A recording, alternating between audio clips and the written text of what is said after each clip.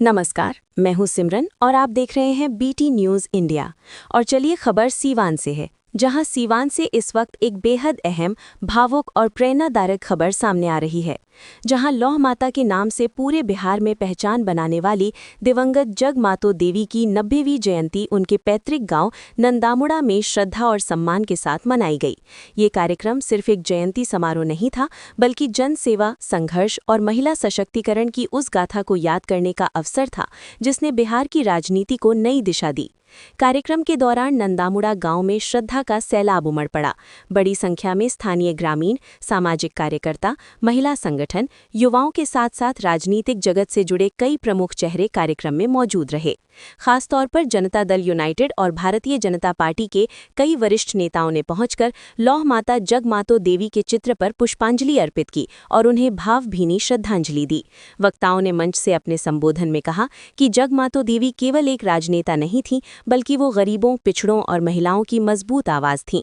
उनका पूरा जीवन संघर्ष, साहस और समाज के अंतिम व्यक्ति के लिए समर्पित रहा। अगर हम लौह माता जगमातो देवी के राजनीतिक सफर पर नजर डालें तो ये सफर किसी भी युवा नेता के लिए प्रेरणा से कम नहीं है। वर्ष 2005 में उन्होंने रघुनाथपुर विधानसभा क्षेत्र से स्वतंत्र प्रत्याशी के रूप में चुनाव लड़कर ऐतिहासिक जीत दर्ज की। बिना किसी बड़े राजनीतिक दल के समर्थन के जीत हासिल करना उनके जनाधार और लोकप्रियता को साफ तौर पर दर्शाता है।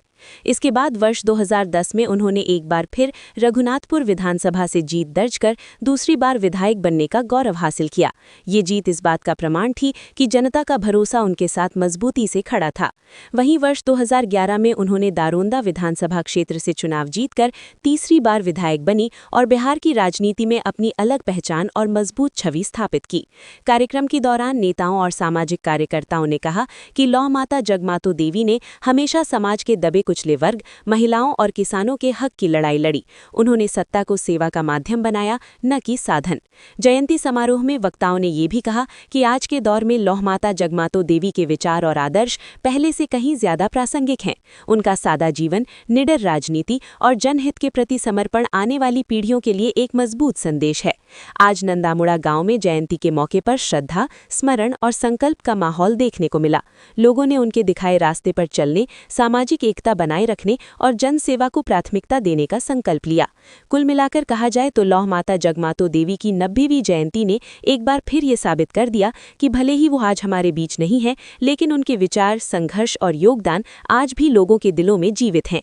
वहीं इस पूरी खबर को अपने दर्शकों के लिए बनाए थे बीटी न्यूज़ इंडिया के editor in chief Brajesh Tiwari ने।